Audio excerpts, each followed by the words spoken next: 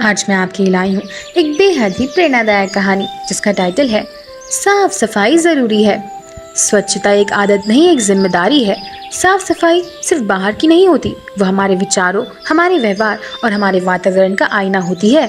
आज हमारी कहानी है एक छोटे से गांव की, जहां एक बच्चे ने पूरी बस्ती को सिखाया कि साफ सफाई क्यों जरूरी है। इस कहानी का नायक है एक 10 साल का छोटा बच्चा चिंटू। चिंटू अपने माँ बाप के साथ हीरापुर गांव में रहता था। वह बहुत समझदार था, लेकिन उसकी एक आदत बाकी बच्चों से अलग थी। उसकी गंदगी से बहुत नफरत थी। जहाँ दूसरे बच्चे इधर उधर कचरा फेंक देते, वहीं चिंटू सर झुकाकर कचरा उठाकर डस्टबिन में डालता। लोग हंसते, अरे ये छोटा सा बच्चा क्या बन गया है, सफाई कर्मचारी।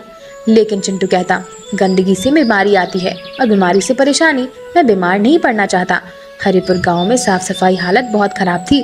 नालियां जाम रहती थी, लोग कचरा सड़क पर फेंक देते थे, शौचालय का उपयोग नहीं करते और बीमारी फैलते रहती। डॉक्टर हर महीने आता, लेकिन मरीजों की लाइन खत्म ही नहीं होती। सरपंच कई बार सफाई अभियान की बातें करता, लेकिन लोग ध्यान नहीं देते। एक दिन चिंटू को छोटी बहन गुड़िया को तेज बुखार आ गया। डॉक्टर ने बताया उसे मच्छरों से फैली हुई बीमारी हुई है। कहीं आसपास गंदी पानी जमा है क्या? चिंटू ने बाहर झाँक कर देखा। उसके घर के सामने एक पास नाली से महीनों से पानी जमा था। उसका दिल भर आया। उसने खुद से कहा, अगर हम साफ सफाई का ध्यान नहीं रखेंगे तो हमारी बहन, माँ बाप सब बीमार हो जाएंगे। चिंटू ने अगली सुबह स्कूल में जाकर अपने टीचर से कहा, सर क्या हम सफाई पर एक ड्राइंग कंपटीशन रख सकते हैं? बिल्कुल बेटा, बहुत अच्छा विचार है। फिर क्या, स्कूल में स्वच्छता थीम पर पेंटिंग का भाषण घोषित रखी गई। चिंटू ने कहा और उससे सहयोग लिखा, जहाँ सफाई होती है वहाँ बीमारी नहीं होती, जहाँ सफाई की आदत है वहाँ सुख शांति साथ है। इस प्रतियोगिता के बाद गांव में चर्चा शुरू हो गई। बच्चों ने मिलकर एक नाटक भी तैयार किया, जिसमें बताया गया कि कैसे गंदगी से मच्छर पैदा होते हैं, बीमारियां फैलती है और जाल माल अन्न का नुकसान हो जाता है। नाटक देखने पर गांव के बुजुर्ग, महिलाएं और खुद के सरपंच भी आए। लोगों की आंखें खुल गई।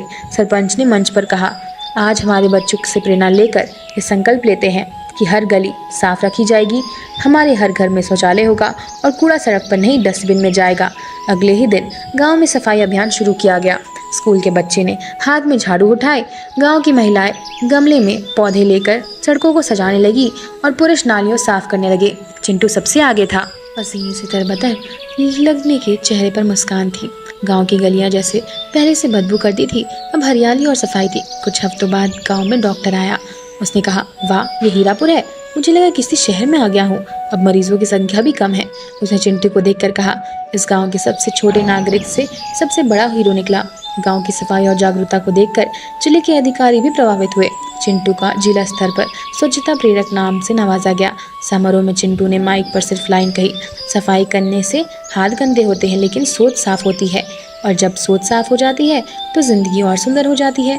बच्चों और दोस्तों, इस कहानी से हमें क्या प्रेरणा मिलती है?